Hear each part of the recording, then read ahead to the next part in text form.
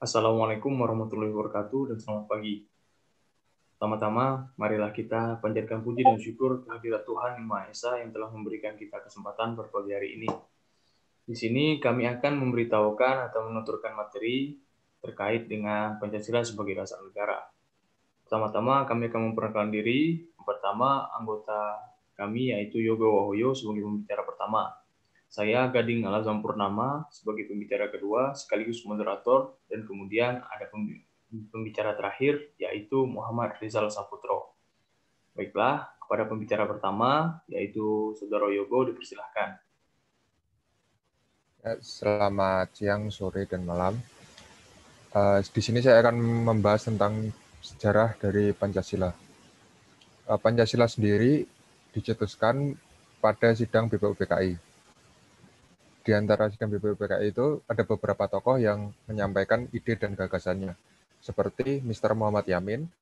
Dalam pidatonya di sidang pleno, beliau mengemukakan 5 calon dasar negara, yakni yang pertama, peri kebangsaan, peri kemanusiaan, peri ketuhanan, peri kerakyatan, dan kesejahteraan rakyat.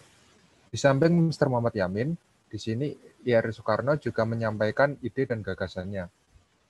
Yang kita kenal Pancasila, Trisila, dan Ekasila.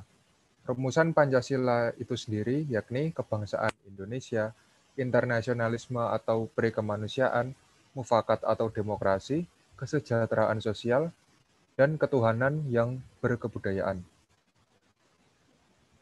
Selanjutnya, rumusan Trisila yaitu sosionasionalisme, sosiodemokrasi, dan ketuhanan. Dan Ekasila sendiri yakni gotong royong. Kapan sih Pancasila diperingati? Hari Kesaktian Pancasila diperingati setiap 1 Oktober, yakni sesuai dengan keputusan Presiden nomor 153 tahun 67. Hal ini didasari pada peristiwa Gerakan 30 September yang lebih kita kenal sebagai G30S PKI. Pancasila sendiri merupakan dasar landasan ideologi bagi bangsa Indonesia. Hal itu berarti setiap nilai yang terkandung dalam Pancasila harus dijadikan dasar hidup bernegara. Pancasila sendiri terdiri dari 2 suku kata, yakni panca yang berarti 5 dan sila yang berarti prinsip atau asas. Hal itu berpedoman penting bagi rakyat Indonesia dalam kehidupan berbangsa dan bernegara. 5 sendi utama yang dianggap sebagai penyusun Pancasila adalah: yang pertama, ketuhanan yang Maha Esa; yang kedua, kemanusiaan yang adil dan beradab; persatuan Indonesia; kerakyatan yang dipimpin oleh hikmat kebijaksanaan dalam permusyawaratan perwakilan; dan terakhir, keadilan sosial bagi seluruh rakyat Indonesia. Pancasila sendiri adalah ideologi dasar negara. Keberadaannya dikukuhkan dan dibubuhkan dalam pembukaan UUD tahun 45, tepatnya pada alinea 4. Pancasila sendiri ini digali berdasarkan budaya asli dari bangsa Indonesia. Mungkin itu, silahkan dilanjutkan oleh pembicara kedua. Baiklah, terima kasih atas penuturan materi atas Mas Yogo Wahoyo. Saya sebagai pembicara kedua di sini akan menunjukkan penuturan materi selanjutnya. Pada sesi saya akan menjelaskan 3 hal pokok, yaitu pertama, fungsi Pancasila dalam kedudukannya sebagai dasar negara. Yang kedua, kedudukannya. Yang ketiga, dan makna. Untuk yang pertama, yaitu kedudukan Pancasila sebagai dasar negara, yang sebagaimana telah tertuang dalam pembukaan Undang-Undang Dasar 1945, tepatnya alinea keempat, sebagaimana yang dijelaskan pada sesi pertama tadi. Hal ini menunjukkan bahwa Pancasila merupakan sumber hukum yang paling tinggi di Indonesia, serta mengatur tata cara berkehidupan dan bermasyarakat di Indonesia. Hal ini pun memberikan makna bahwa Pancasila adalah kaidah dasar negara Indonesia yang bersifat mengikat dan memaksa. Kemudian yang kedua adalah makna Pancasila sebagai dasar negara. Pertama-tama haruslah kita pahami apa itu Pancasila. Pada sesi pertama tadi, Pancasila sudah dijelaskan sebagai sedemikian rupa. Kemudian, Pancasila adalah salah satu elemen paling penting dalam negara kita, yang mana mencirikan suatu ciri khas bangsa Indonesia. Sedari dulu, sebelum kita merdeka sampai sekarang pun, Pancasila merupakan ciri khas yang sangat mendalam pada Indonesia.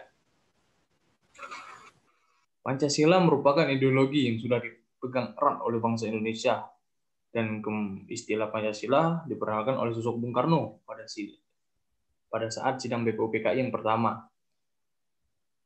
Yang ketiga yaitu fungsi Pancasila sebagai dasar negara, yaitu yang pertama, Pancasila sebagai pedoman hidup, yang berarti Pancasila merupakan tuntunan dalam berkehidupan di Indonesia. Yang kedua, Pancasila sebagai jiwa bangsa. Yang ketiga, kepribadian bangsa. Yang keempat, sumber hukum. Dan yang kelima, cita-cita bangsa. Saya rasa itu yang dapat saya sampaikan pada sesi kedua ini. Dilanjutkan oleh pembicara ketiga. Kepada Saudara Rizal dipersilahkan. Ya, terima kasih untuk pembicara kedua, Mas Azam. Saya sebagai pembicara ketiga akan membacakan materi tentang bagaimana kaitan kelima sila dalam Pancasila terhadap fungsi Pancasila sebagai dasar negara.